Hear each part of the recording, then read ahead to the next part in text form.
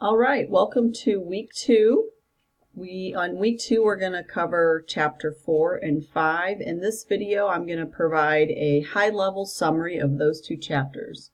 We will start with chapter 4, which is further topics in industry and competitive analysis. So at a high level, the purpose of this chapter is to dig deeper into the analysis and consider the dynamics of competitive rivalries and the internal complexity of different industries. So you can see at a high level the outline of this chapter. There's really 3 main topics that we're going to talk about: extending the 5 forces, dynamic competition, and then segmentation and strategic groups. And I will cover at a high level a little bit from each of these. What you will see for chapter 4 is I've just taken a subset of the full slide deck that I'm going to cover. All right, so Porter's 5 forces. This was actually also covered in chapter 3, but we didn't read chapter 3 in this class. So if you want more information on Porter's 5 forces, you can always read chapter 3 as well. But this is one of the most widely used and useful and applied tools of strategic analysis. I'm not going to go into a lot of details around that, but we're going to talk a little bit about its limitations and how this model can be expanded. So its limitations are that it lacks the rigor of game theory, and we'll talk about game theory a little bit later. And then the industry environment is also a relatively minor determinant of the firm's profitability. So Porter's 5 forces focuses very much on the industry, although sometimes the industry and the environment is not necessarily the best indication of what a firm's profitability will be. So in other words, industry factors account for a minor part of the return on assets among firms. So anyway, there's a lot of debate around that and around the validity of Porter's 5 forces. But you know, it's still valid, it's still used, and the book actually expands it and adds an additional force called complements. So if you look at the slide there, you'll see on the right hand side there's substitutes and there's complements. Substitutes is part of the Porter's original 5 forces. And so essentially substitutes end up reducing the value of an industry product, whereas complements increase the value. In the case of complements, they have little or no value without the other. And so there's some good examples in your books about complements to help you understand this. So for example, printers and ink cartridges would be complements to each other. One is not really any good without the other. Nintendo and video games is another example that it provides. PC hardware and Microsoft Windows is another example of complements. So if we move along and extend that concept of complements, and think about that in the terms of platform-based competition. So in the digital technologies market, a system usually requires, hardware, operating system, application software, and internet connection. All those things together are considered a platform. That's where this concept of platform-based competition came from.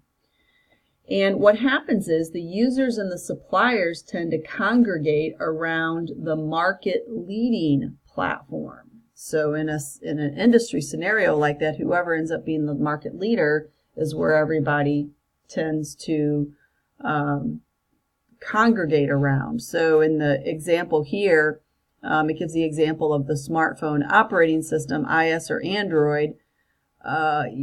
Whichever one of those platforms is the leader and more popular is the platform that more people will probably develop apps for. And so that's the concept of network externalization, which is talked about in your book, and that's what's shown on the slide here as well.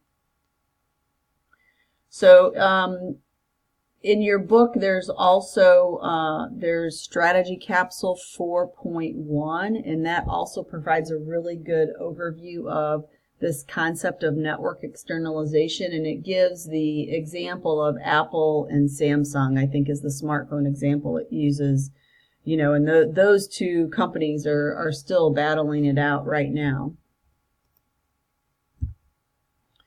So then the next concept is dynamic competition, which is really broken into three concepts of hyper competition, game theory, and competitor analysis.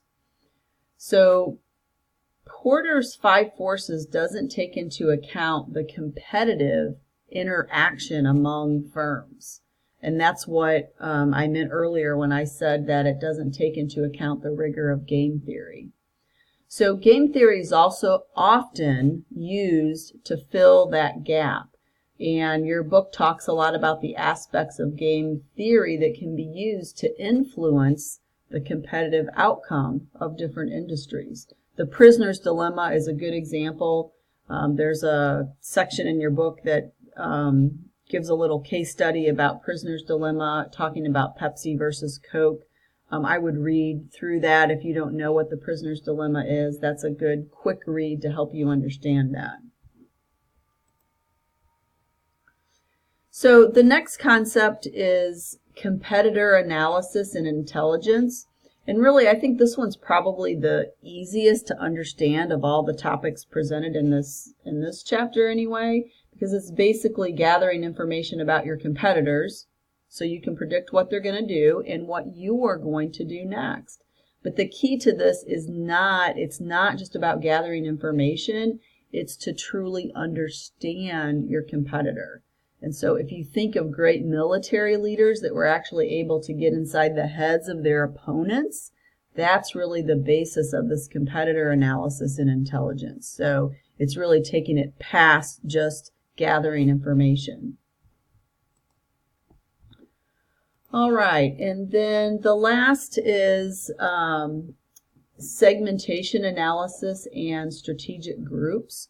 So I'm making an assumption here that market segmentation is something that you've probably already been exposed to. If not, your book does a great job on explaining that.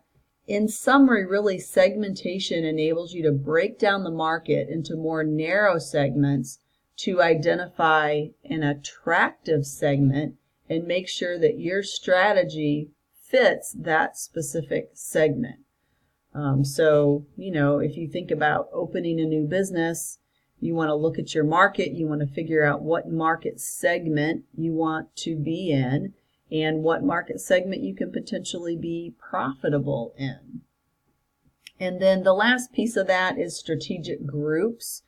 And this is a little bit harder to understand, I think, but the idea is that you can group competitors or industries into different groups, and then that can help you identify the profitability or which market those particular groups are going after. And probably the easiest example of this to understand is the airline industry. So obviously the airline industry, that's an industry in itself, right? But there's really two broad strategic groups there. The legacy carriers like American and Delta, and then the low-cost carriers like Southwest and Frontier and, you know, Cape Air. There's a long list of both of those. But they have very different markets that they're going after, and many of their routes and hubs and everything are very different. Really, the purpose here is to provide other ways to look at an industry and also to select an advantageous strategic position within an industry. So that kind of wraps up chapter 4. Now we're going to move on to chapter 5.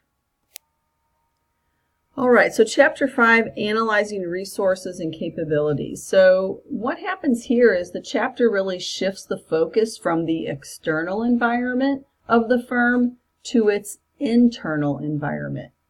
The concepts in this chapter they're very practical, therefore I'm not going to do much of a review on this chapter. I think that you can read it and it's all very straightforward and common sense oriented.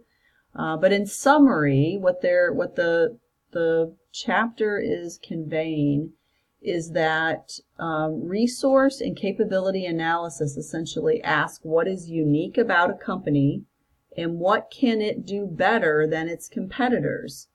And this includes the obvious things such as the financials of the company and the employees, but it also includes some things that are less tangible, like the mission, the values, the objectives, the traditions, and the identity of that company. Those are some of the things that we covered last week.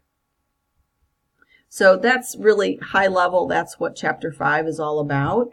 And just to kind of summarize those two chapters and bring that back to the concept of project scope and selection, both of these chapters focus on the tools of strategy analysis. And these are the tools that companies will use to set their strategy, which typically will also drive the projects that are selected as well.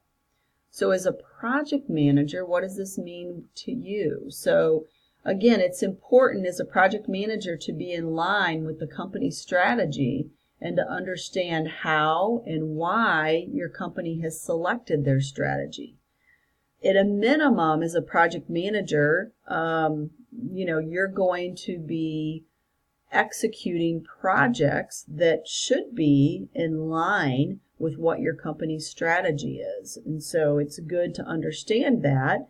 And then maybe if that role's expanded more, you might even be involved in selecting those projects alongside of the management or the executive team of your company. So it's important to understand the different aspects and tools that can be used in strategic analysis. All right, well, that wraps up chapters 4 and 5.